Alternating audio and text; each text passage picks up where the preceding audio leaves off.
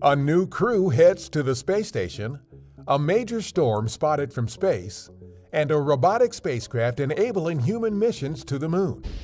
On August 26th, a SpaceX Dragon spacecraft launched to the International Space Station on NASA's SpaceX Crew 7 mission.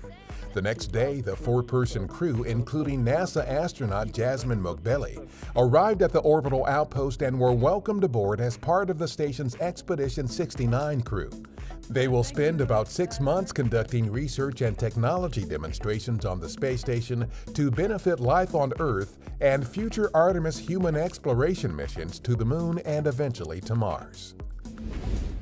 External cameras on the space station captured views of major Hurricane Idalia on August 30th, not long after the storm made landfall near Keaton Beach, Florida, as a Category 3 storm with winds of about 125 miles an hour. At the time, Idalia was moving north-northeast at about 18 miles an hour toward the southeast United States. Prior to landfall, the system had reached Category 4 storm status with winds of about 130 miles an hour.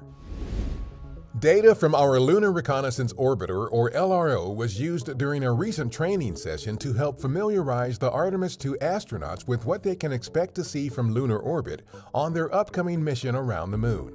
The training involved scientific visualizations to help them identify lunar landmarks, geological features, and areas of interest for future Artemis moon landings.